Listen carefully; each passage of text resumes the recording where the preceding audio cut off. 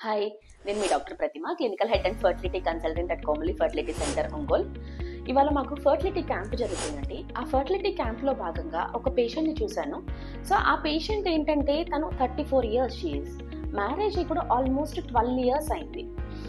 So ఎక్కడ కూడా proper treatment అనేది తీసుకోలేదు. ఒక దగ్గర 2 months చూసుకుంటుంది ట్రీట్మెంట్, ఇంకొక దగ్గర 2 months 3 months తీసుకుంటుంది treatment.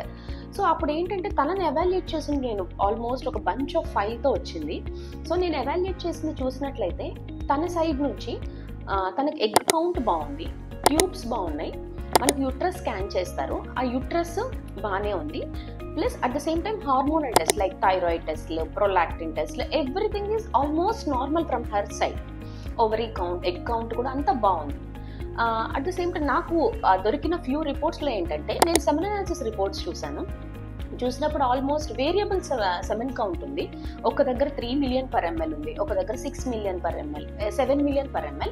So it has not crossed above 8 million అని నేను ఎక్కడ రిపోర్ట్ చూడలేదు.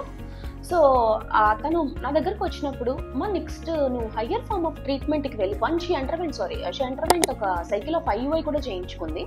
సో నెక్స్ట్ ఏంటి ట్రీట్మెంట్ అని మా దగ్గరకు వచ్చారు. సో నేను చూసినప్పుడు నేను చెప్పాను లైక్ నీకు నీ హిస్టరీ తీసుకొని, ఎందుకంటే మనకు కాజ్ అనేది కనిపిస్తుంది. హస్బెండ్ సెమెన్ అనాలిసిస్లో 15 million per ml అనేది న్యాచురల్ ప్రెగ్నెన్సీకి కావాలి. But his count is semen count is only 5 million, 7 million. So అలా చెప్పినప్పుడు నేను IVFకి వెళ్తే నీకు బెటర్గా సక్సెస్ ఉంటుందని చెప్పాను. సో అలా చెప్పినప్పుడు తను అనింది, లేదు మేడం మేము IVFకి ఇంట్రెస్ట్ లేదు అన్నారు. ఎందుకమ్మా అంటే we have a religious belief that నేను న్యాచురల్గానే కన్సీవ్ అవుతాను అని నాకు చెప్పారు. సో నేను అందుకే ట్రీట్మెంట్ అయితే IVFకి వెళ్ళదలుచుకోవట్లేదు అని చెప్పారు.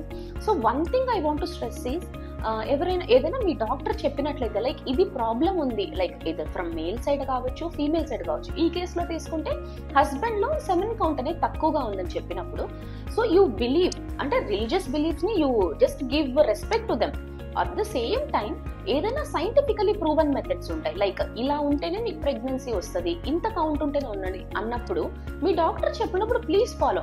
అదర్వైజ్ మీరు అలానే డిలే చేశారనుకో, నౌ షీ ఈస్ 34, ఇలానే డిలే చేసి షీల్ బి రీచింగ్ 40 వచ్చినప్పుడు ఏమవుతుంది, ఆల్మోస్ట్ మెనోపాజ్కి దగ్గర వచ్చేస్తాం మనం. దగ్గర వచ్చినప్పుడు ఏమవుతుంది, తన ఎగ్ కౌంట్ వెళ్ళిపోతుంది. So when you know that some problem is there, just follow your doctor. So I think దీనివల్ల అయితే అందరూ కన్సీవ్ అవుతారు అనుకుంటున్నాను. Thank you.